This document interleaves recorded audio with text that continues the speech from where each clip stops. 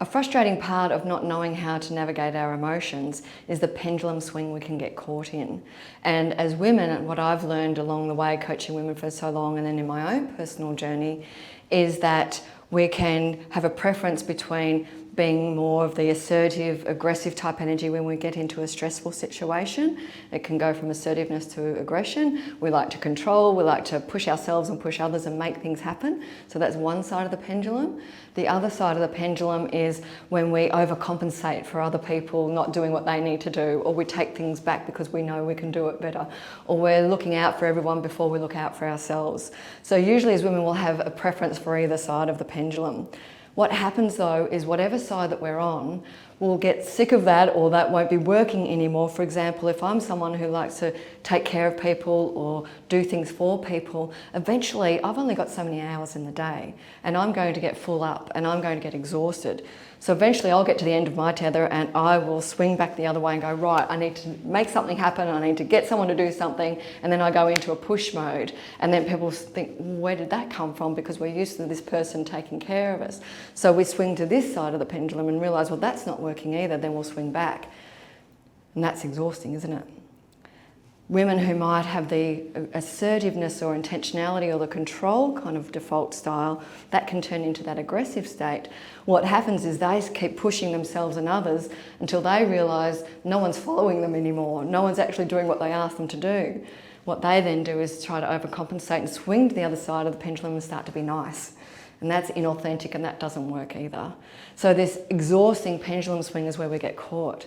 So where I work is helping women develop this space between, and that's the space where they can build trust and engagement with their people. So what I'd like to do is give you a way forward so that you can navigate through your emotions and actually use your emotions to help build trust and engagement with people. Because when we're swinging from one side of the pendulum to the other people don't know how to respond or relate with us. They might feel intimidated, or they might feel concerned that we're not speaking up. So when we can actually navigate this world of emotions, it helps other people as well and those within our teams. So the first thing is about awareness. So we need to be aware of when we're reacting, or if we're present, or what's actually going on in our mind, but also in our emotions. So if we can take charge and have that self-responsibility and self-awareness, then we can choose where we go from there in our reaction, yes? Or we can choose to take a moment away to stop, pause and breathe. So self-awareness is a daily practice, and it's the foundation of my leadership excellence framework, which starts with leading self. The next one is around skill. So once we start to develop this awareness, there's a skill we need to create or craft, and that's with our listening and our high quality questions.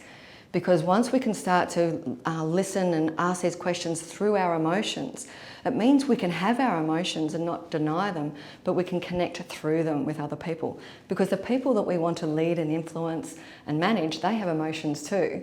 And so when we can navigate our emotions really in a healthy way and use our listening and our high quality questions skills, then we can give other people permission to be human, to be imperfect, to feel how they're feeling, and they'll start to trust us even more. And so then the last piece here is once we do those things, we're building engagement. And as I said, that's about trust. People start to lean in with us, because there's a distinction here that's really important between commitment and engagement. And a lot of leaders get that confused. They think that it's the same thing. People are showing up, people are doing their job, but that's their commitment. Are they really engaged? And we know stats in Australia tell us that engagement is really low compared to the work we do to try and get people engaged. So what we need to do is start to build our awareness. So that helps us build our skills, emotional intelligence skills.